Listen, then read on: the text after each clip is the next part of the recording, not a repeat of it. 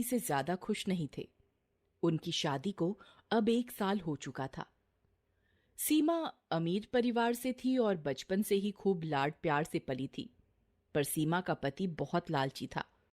क्योंकि सीमा इतनी अमीर होते हुए भी उसके पिता से कभी भी आर्थिक मदद नहीं मांगती थी। इस बात से करण काफी परेशान था। उधर सीमा की माँ दिन रात अपनी बेटी की खुशी की दुआ मांगती और सीमा के पिताजी से कहती, आप क्यों नहीं सीमा की मदद करते हो? आखिर यह सब रुपए घर किसके लिए हैं? उसका यह हाल देख मेरा दिल भर आता है। अरे भाग्यवान, क्यों चिंता करती हो? मैं चाहता हूं कि वह जीवन में खुद संघर्ष करके जीवन का सही मूल्य पहचाने। मैं भी पिता हूं उसका। तुम दिल छोटा ना करो। पर यह सब बातें सीमा की माँ को ना समझा पाती। एक दिन की बात है। सुनो, मैं 2 दिन के लिए शहर से बाहर जा रहा हूं। तुम अपना ख्याल रखना और सीमा की ज्यादा चिंता मत करना। ठीक है। ऐसा कहकर सीमा के पिताजी गाड़ी से चले जाते हैं। पर माँ तो माँ होती है। सीमा की माँ ने तुरंत दामाद जी को फोन किया और अपने घर खाने पर बुला लिया।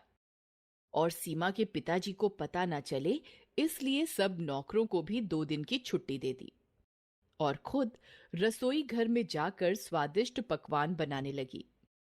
सीमा और करण भी शाम तक अपनी माँ के घर आ गए।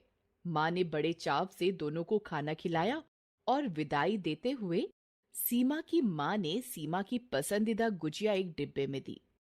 सीमा का पति थोड़ा नाराज हुआ और सोचने लगा। इतना रुपया पैसा होने के बाद भी बस एक डिब्बा गुजिया ही दी। मेरी तो किस्मत ही खराब है। बेटी उस डिब्बे को लेकर विदा लेकर चल दी। रास्ते में सीमा के पति ने कहा, इतनी गुजिया का हम क्या करेंगे? कौन खाएगा इन्हें? लाओ, मैं इसे मिठाई वाले के यहां बेच आता हूं। सीमा उदासी से वो डिब्बा करण को दे देती है।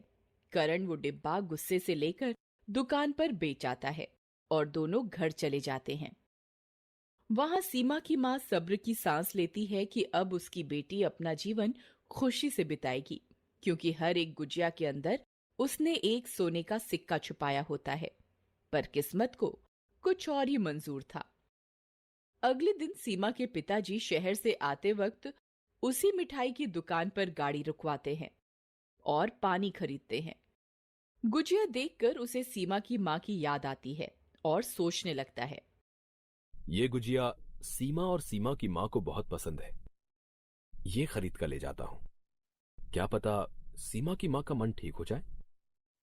इसी विचार से वह डिब्बा खरीद कर घर ले जाता है और सीमा की माँ को कहता है, सीमा की मां, ये देखो, मैं तुम्हारे लिए क्या लाया हूं। ऐसा कहते हुए वह डिब्बा सीमा की माँ के हाथों में रख देता है। डिब्बा देखते ही सीमा की माँ की आंखों से आंसू बहने लगते हैं और सीमा के पिताजी रोने का कारण पूछने पर वह सब सच सच बताती है कि कैसे ये दिए हुए सोने के सिक्के उसी के पास वापस आ गए।